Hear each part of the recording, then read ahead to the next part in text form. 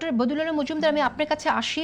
যেটি একটু আগে কথা বলছিলাম যে প্রচার বন্ধ হয়ে গেছে, কিন্তু অনলাইন প্রচার কিন্তু এখনো চলছে। আমরা এবারের ভোটে দেখলাম যে ধর্মীয় অনুভূতির ব্যবহার, যথেচ্ছ ব্যবহার এবার হয়েছে। এর আগে কখনো এরকম এতটা আমরা দেখিনি যে আপনার ভোট দিলে, কোনো একটি মার্কায় ভোট দিলে জান্নাতে যাওয়া বা ইসলামের জন্য ভোট দিতে হবে, এই ধরনের কথার যে ব্যবহার, এটাকে আপনি কিভাবে দেখেন? এবং নির্বাচন কমিশন কোনো একজন প্রার্থীর বিরুদ্ধেও কিন্তু এসব ক্ষেত্রে ব্যবস্থা নেয়নি।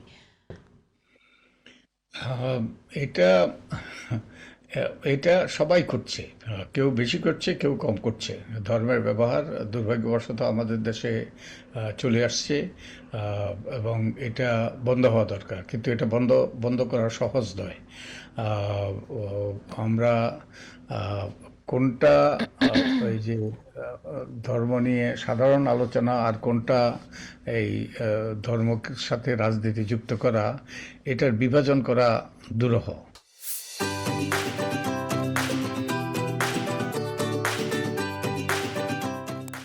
তাই এ ব্যাপারে কিন্তু এখানে কম বেশি আছে না? আপনার কাছে কি মনে হয় ডক্টর বদিউল আলম মজুমদার? কিন্তু অবশ্যই অবশ্যই কম জান্নাতে যাওয়ার কথা অবশ্যই কম।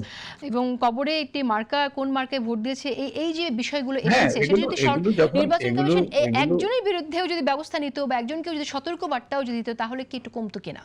অবশ্যই অবশ্যই নির্বাচন কমিশনের অন্যায় যদি করে কেউ পার পেয়ে যায়, ধর্মের ব্যবহার করা কিংবা ধর্মীয় প্রতিষ্ঠান ব্যবহার করা, আরও অনেকগুলো, যে আরপিওর 73 থেকে 90 অনুচ্ছেদ পর্যন্ত, এগুলো হলো নির্বাচনী অপরাধ সংক্রান্ত। এই নিয়ে অনেক রকম অপরাধ আছে। এই অপরাধ করে যদি কেউ পার পেয়ে যায়, এবং অপরাধের কঠোর শাস্তি আছে, 2 বছর থেকে কোনো কোনো ক্ষেত্রে 7 বছর সশ্রম কারাদণ্ড, সাথে সাথে অর্থদণ্ড। তো কেউ অন্যায় করে যদি পার পেয়ে যায়, অন্যায় উৎসাহিত হয়। তাই নির্বাচন কমিশনের কে তৎপরই হইতে হবে না।